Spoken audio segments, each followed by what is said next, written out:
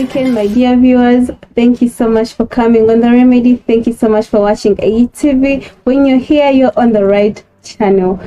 I try to spice up every weekend in a very special way. If you have been watching lately, today it's going to be a special one indeed.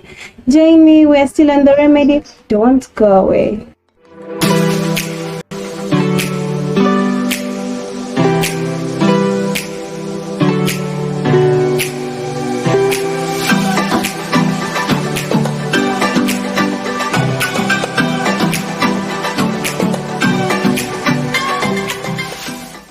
My dear viewers, we have been talking about empowerment, we have been talking about feminism, we have been talking about self-discovery, self-love. What is self-love before you actually learn to be an independent man or woman?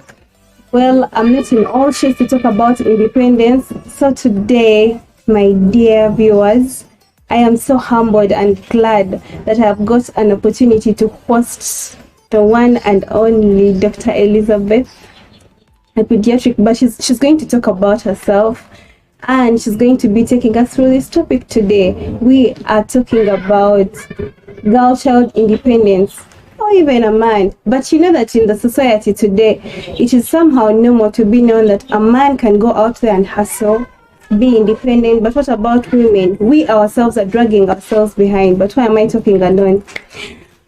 Dr. Elizabeth, welcome so very much on the show. Thank you so much. Good evening, viewers of AIT TV. I'm happy to be here once again to talk on this show about women empowerment. And we are not experts, but we are here to share with you what we think may be helpful to fellow young people like you out there in the hustle and trying to achieve what you have planned in your lives. I'm Elizabeth Kemigisha. I'm a pediatrician and lecturer at Mbarara University of Science and Technology in the Faculty of Interdisciplinary Studies. I hold a doctorate specializing in research among young people aged 10 to 24. Thank you. Thank you so much. So if you have heard that introduction, who am I? Who am I to host such an honor? For real, thank you so much for coming. And here we discuss. It's not an interview. We're just going to talk things through. Okay. So what can you tell people about independence? When you heard me talk, or when we were coming, by the way, she dropped me here in her car. When we were coming and I told you about girl-child independence, what came in your head? When I think of independence, I'm looking at this woman who can make her own decisions and act on those decisions, like implement a decision, mild influence, and with certainty that what she has planned she will achieve. For instance, if you decide to buy a car, you have the capability to get resources and order your own car and drive it around town. Yeah, that's independence. Okay. Yeah, I hope everyone is hearing. So I was recently talking to a friend of mine. She was not understanding the fact that I left home at a very early age to stay alone independently, and it affected me. There are very many young girls out there who are still in their homes, like they're scared of getting out. They want to get out, going to their husbands' houses. Yeah, some of them, or they're waiting for opportunities to find them where they are. I don't know if you're understanding what I'm talking about. Yes. So do you think you can do you think that someone moving out of home, like moving out of home without like a job or without any certainty that she's going to find out there, is risky, or is also part of independence? Yes, I think it's a brave decision to break away from parent protection and provision and choose to live independently. For a boy, it may be encouraged in some cultures by the age of 16. A boy is encouraged to build a small hut and stay outside of the parents' home, but still having provisions. Yeah. So looking at a young girl taking a brave decision to leave home and live an independent life, we have a challenge in our society that this may attract judgment. Yeah, a lot. They may think you're moving out such that you're able to do things that people do not approve of, like your adults, the parents or the caretakers. For instance, you're moving out maybe to live with a boyfriend, you're moving out so that you can go and hang out in clubs. Yeah. But the society is changing.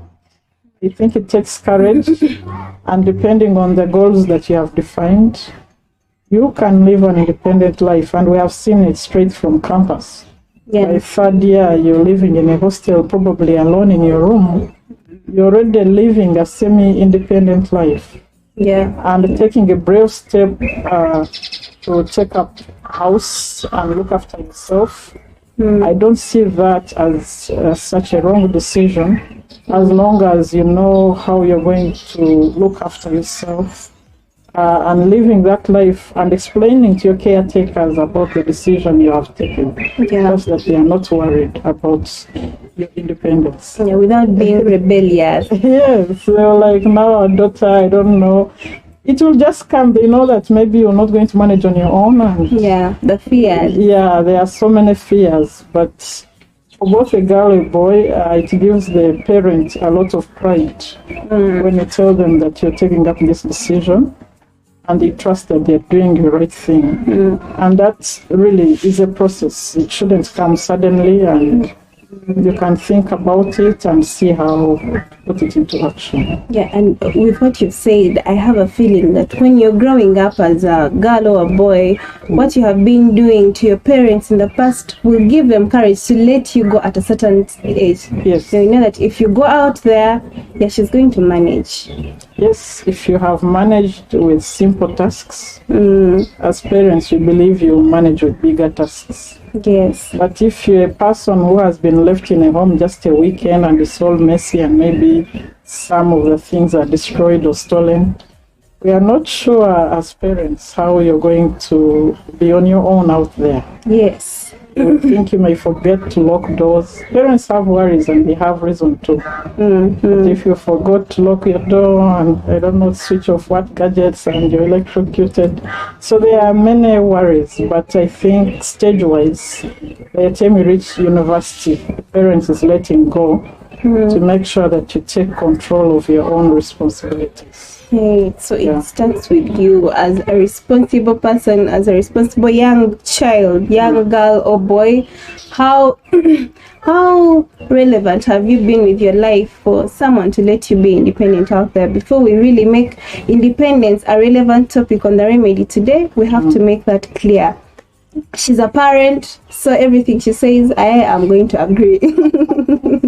Yeah, so that is, I don't know you who is viewing what you understand by independence, but I don't disagree with Dr. Elizabeth. You can also share with us your thoughts about independence, a girl child being independent. So we've talked about a girl moving out of their homes and being independent out there, and that brings this phase. Can Miss Independence get Mr. Right? That is a phrase I got from some article when I was preparing for the show. Yeah, can Miss Independent get Mr. Right? Yeah. Yeah. As I alluded before, there is a feeling that the need for independence is because you want to take control of important decisions around your life, including relationships.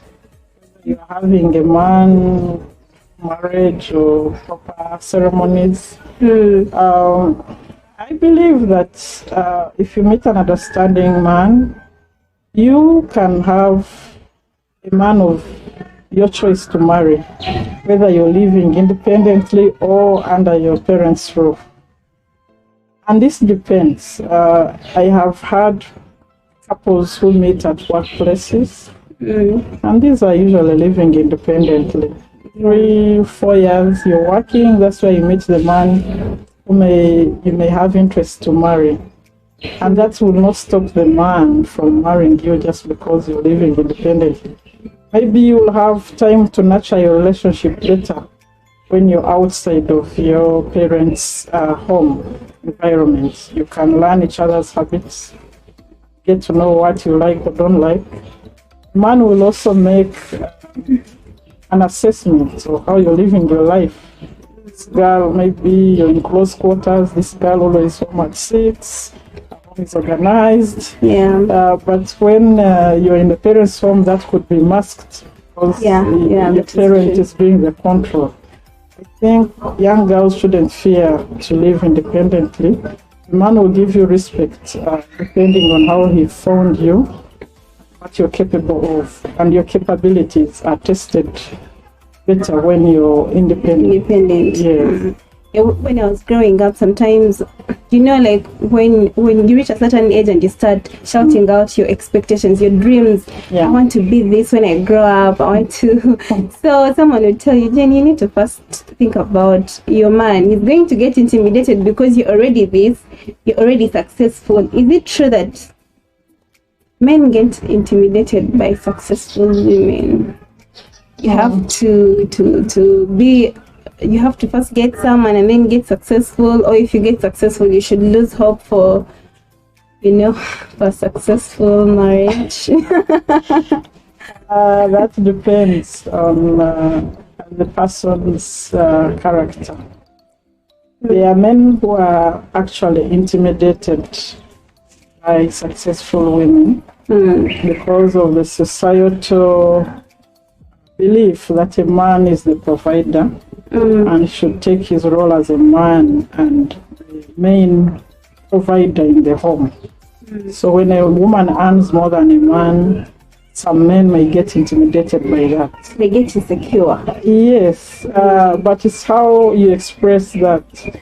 I will give you the old saying that behind a successful man there is a woman. Yes. Behind a successful woman there is a man. If you study characters of men who drive their women to achieve the highest level of success, then you'll know which kind of man you'd be looking for when you are independent and successful. Because a man should contribute to your own success. If they marry you with 1 degree, for instance, you should achieve masters and PhD under that home. I don't say that you should stay alone until the highest level of success. Everyone has a timeline on when things occur in their life. Some people begin with education, then marriage. Others can juggle education levels with marriage. But depending on the kind of man, because the right person will be attracted to you because of who you are. Because some women get a challenge. You may find a man just interested in your money and success, ready to work so hard to improve your lifestyle. But I wouldn't think that intimidates a man. In fact, a man is looking up for this kind of woman with unique abilities to match his own. Yes. If you're a manager and your wife is working somewhere, then you match. Better than someone who is not working or showing efforts to do some work. And women, young girls out there shouldn't be intimidated or sit on what their potentials could be just because they do not want to outshine their potential suitor. Look at successful women, very high up, but they have supportive men around them. And successful as well. And they are also successful. So I think us as women, as young girls there, we should appreciate that men are in this society to support us as we support them. Because there is no way we would expect men to embrace this whole thing of empowering women if we don't empower ourselves first. They need an addition to what you have. I will give a biblical example of the talents. The one who had one talent buried it under the ground, and when the master came, he had nothing to show. The one who had more talents and invested in them, The master gave him more. Yeah. So similar to our own life circumstances. If you work on your abilities and your potentials, you'll attract someone who will be able to multiply already what you have. Yes. Yes. So if a man is out there and is intimidated by your success because you're successful at a young age, that is not Mr. Right. Yeah, You wait for the right Mr. Right to come at the right time. I would think so. Yeah. So thank you so much for watching. We're going in a very short break and we'll be back. We are at Homeliness and you're still watching The Remedy with Dr. Elizabeth with me today.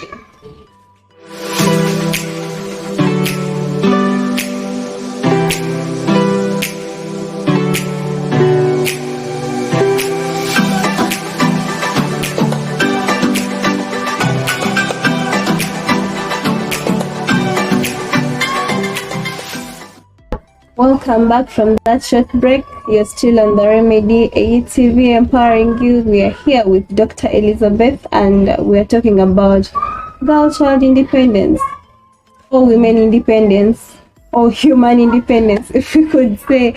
Yeah, we're talking about all genders here, but we all know that in this society, some things are not yet so normal and we're the ones holding ourselves back.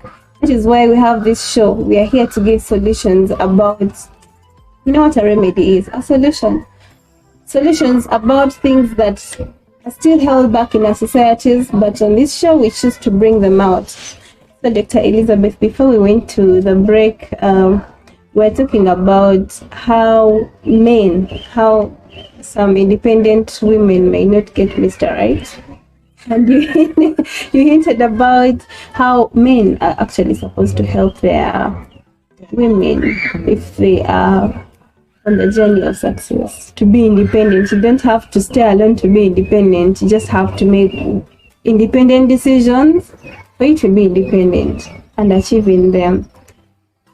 So what do you think about men who are dragging their women down next to? Yes, as I said earlier, the challenge with men not supporting women independence may be driven by a cultural perspective.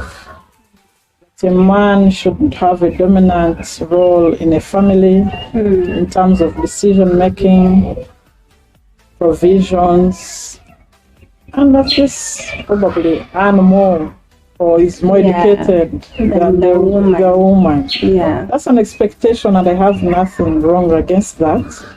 But the problem comes when a man intentionally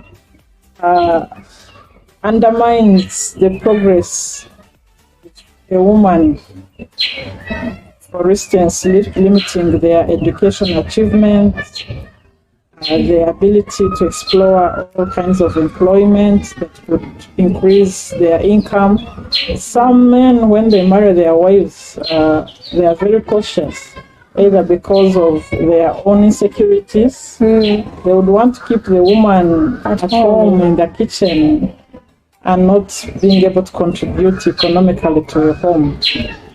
But what we have learned from other developed countries, when two people contribute equally, there will be better growth for the home.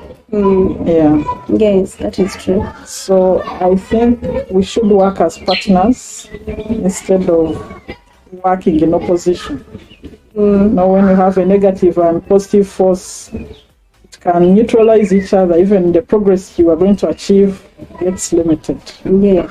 Life is unpredictable, including jobs, opportunities. A man may be in a good job opportunity and loses the job. But if a woman is empowered and is already earning an income elsewhere, you could use that opportunity to cushion the challenges that the family is facing during that period. Yeah, that's true.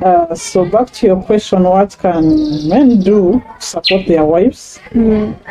They should build their confidence in their wives that they can achieve more and more. They should be their cheerleaders, you know. If a woman is achieving, it's the man who will be applauded. Your wife is now a bank manager. Congratulations. Yes, so I don't see that as a threat of a man's independence. It should be a pride to the home that a woman has achieved. Yes. The challenge I find with women when they reach certain ladders of achievement, some undermine the processes that led them there, including the men who gave them the support. That is very true. So we should keep on guard and remember that we are working as partners, not as people who are at war. Appreciate your partner's contribution even when you reach the top, so that you remain there. But if you feel more important than the person who supported you achieve what you have, soon you'll go back the ladder. And you have no one to hold you up. Yes. So the issue of independence has to come with mutual support from both partners involved. Okay. The man has his own contribution, the woman has his own contribution, and it may vary. Maybe the woman may achieve more or the man achieves more, but all partners should be applauded for their contribution. Yeah, because they're in this together, in whatever they are in together. Yes. Yeah, thank you so much. It is very educative that people should understand that men and women, whenever they meet, they should contribute to each other in the same way. Yes. We don't have to. I have ever told a friend this. A man is not a need. You're with him because you want him, not because you need him. Like you can actually survive with. He can also survive without you. It's both ways. But when you choose to be together, you have chosen to get comfort from each other.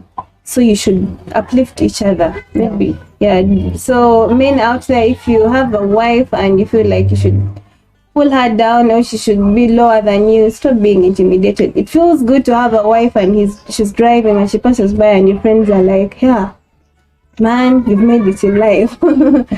So thank you so much for educating us. So Dr. Elizabeth, there is a condition that I read about called hyper-independence.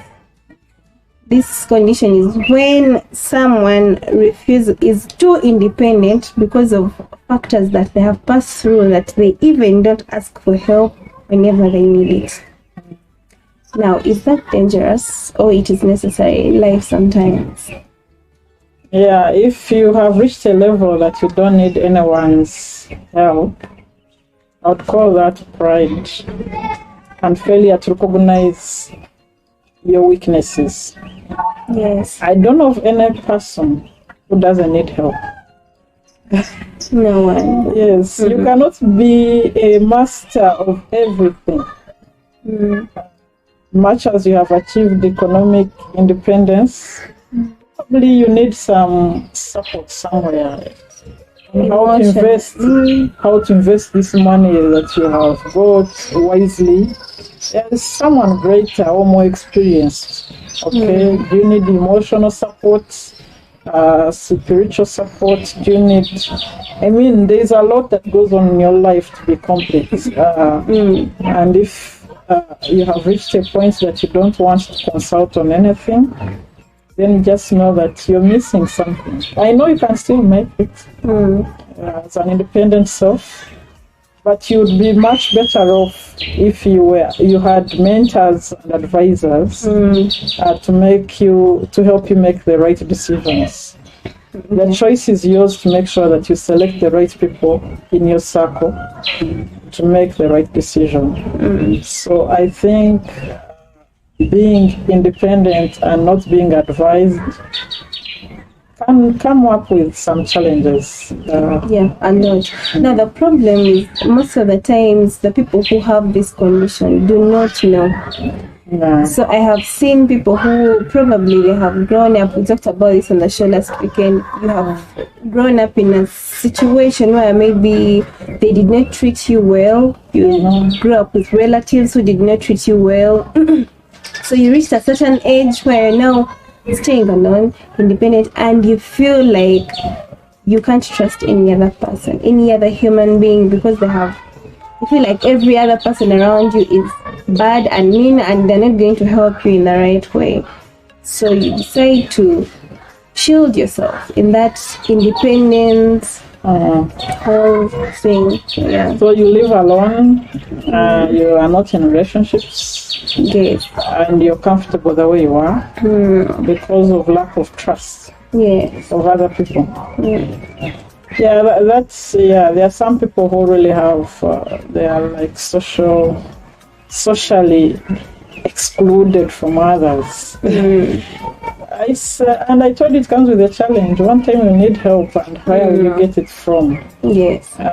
Trust that is broken is hard to rebuild. So some people are having a lot of hurtful past experiences.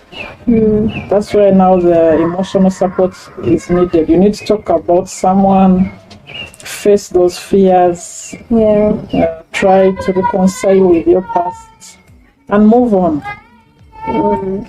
I know people who live independently for most of their lives. They remain bachelors or spinsters until their 50s, 80s.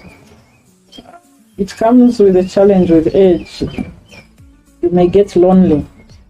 Yeah. So the earlier you get help, the better. Yeah. So I was telling you guys that just as Dr. Elizabeth said, when you realize a problem, that is when you're going to solve it. You cannot solve a problem that you do not know you have. So it is totally not okay to always be segregated by yourself all the time. Though it clicks in sometimes. You know, you're like helping someone, you're helping people a lot, and someone disappoints you. You feel like, why am I doing this? So like for a week or two, you feel like I got this. I should do this for myself. Every time you're going to do something, you feel like you should do it independently. Okay. But it is not healthy. It has happened to me personally. It has also ever happened to me. But at the end of the day, you need emotional support from other people. Advice. You need mentors. I have a mentor that has been really helpful in my life. Such things. Talk to people to let your problems out.